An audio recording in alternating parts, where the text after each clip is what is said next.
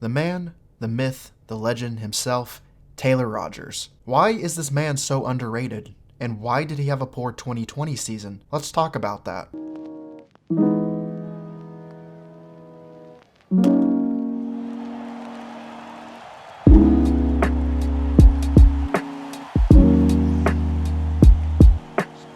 To begin this video, let's discuss Taylor Rogers and his career numbers. Since 2016, Rogers has thrown 274.1 innings with 9.91 K per 9, 2.23 BB per 9, and 0.85 home runs per 9. He also posted a 3.12 ERA, a 3.13 FIP, a 3.33 xFIP, a 1.15 WHIP, a 3.13 SIERA, and a 5.5 fWAR. To put this into perspective, league average numbers from 2016 to 2020 were the following: 9.07 K per 9, 3.67 BB per 9, 1.18 home runs per 9, 4.21 ERA, 4.23 FIP, 4.32 xFIP, 1.34 WHIP, and 4.01 SIERA. Keep in mind that out of all these league average numbers from 2016 to 2020 that I just mentioned, Rogers was above league average in every single category. Moving on to 2018 through 2019 numbers,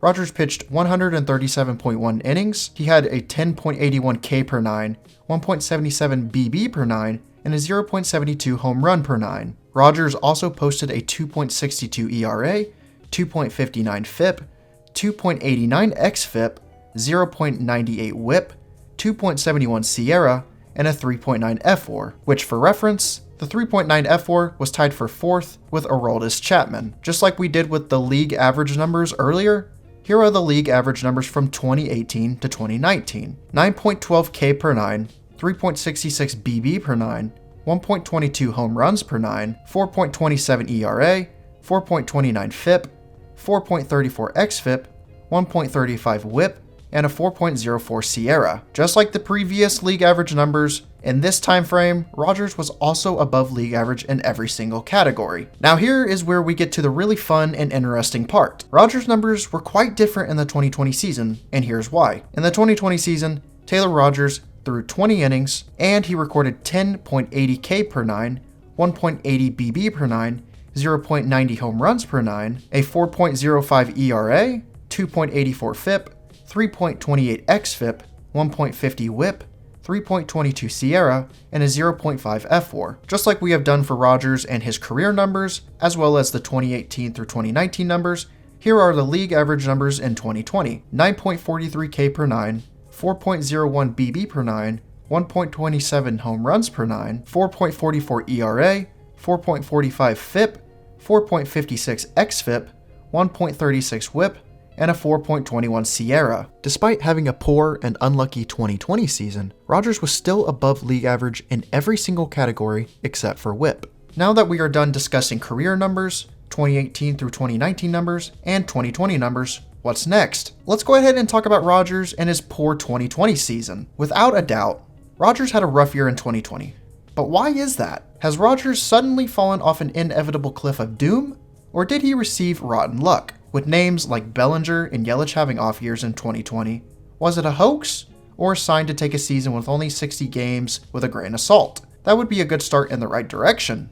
But to put it simply, Rogers was unlucky. Let's begin discussing BABIP, or simply better known as batting average on balls in play. This statistic measures how often non-home run batted balls fall for hits. Outcomes such as singles, doubles, triples, and outs fall in this category on balls in play, and they vary based on the talent level of the batter and the pitcher, but also due to luck and the performance of the defense. BABIP factors in defense, luck, and talent level to accurately determine a player's overall stat line. While Rogers still had a solid season based off of league average numbers alone in 2020, BABIP absolutely killed him. With the league average BABIP being at 293 in 2020, Rogers had a 400 BABIP. For context, the majority of pitchers in the league linger around the 290 to 310 range, but Rogers encountered a dreadful 400, which is beyond unlucky. Rogers' sinker,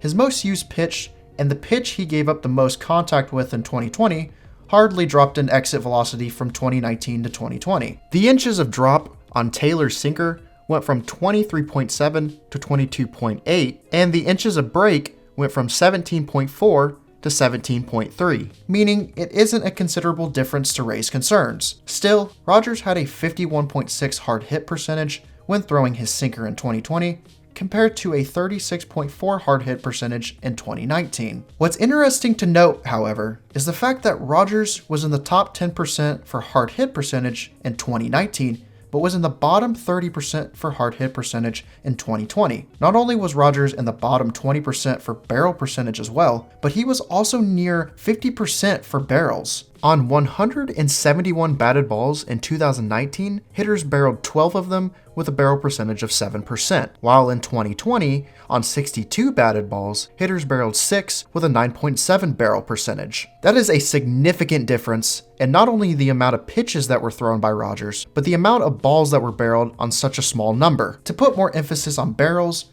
Rogers also recorded a career-high 11.2 meatball percentage in 2020, or pitches thrown down the middle. In 2019, Rogers was in the top 10% for hard hit percentage at 29.7, but rose dramatically in 2020 to a 41.9 hard hit percentage. Although hard hit balls don't guarantee a base hit, it does give the hitter a better chance of getting on base. Ironically enough, hitters chased more of Rogers' pitches out of the zone than any other year. This would explain why Rogers posted a below league average ERA, but was also striking out hitters well above league average. Last, but certainly not least, let's discuss FIP and SIERA. FIP, or fielding independent pitching, is a stat that estimates a pitcher's run prevention independent of the performance of their defense. FIP doesn't count for defense, but instead counts for strikeouts, walks, hit by pitches, and home runs allowed. FIP measures what a player's ERA would look like if the pitcher were to experience league average results on balls in play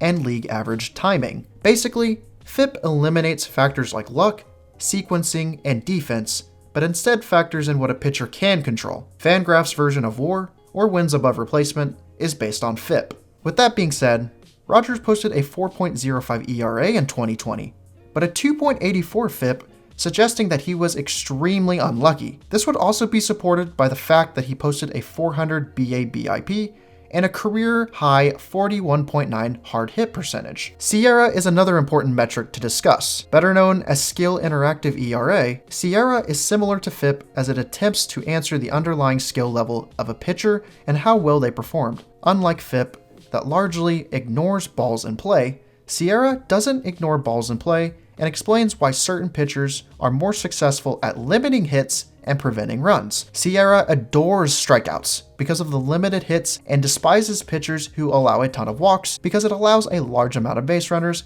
and makes it more likely to allow a high percentage of those runners to score. Balls in play are a bit more complicated to understand. For example, ground balls go for more hits than fly balls do. In 2020, Rogers posted a career-low 41.9 ground ball percentage, a career-low 1.44 ground ball to fly ball ratio, and a career-high line drive percentage of 29.0%. While Rogers wasn't allowing home runs left and right like a bake sale, he was allowing a significant amount of line drives, which usually results in more base hits than ground balls and fly balls. Due to Rogers' 10.80 K per 9 and a career-low in ground ball percentage, this would explain his above league average SIERA and why the luck factor was not on his side. With all of this being said, what should we expect from Rogers in 2021? Well, so far Rogers looks good and hasn't allowed an earned run yet, but as far as the projections are concerned, these are what they look like. In the 2021 season, according to Zips, Rogers is expected to throw 62.3 innings with a 10.26 K per 9,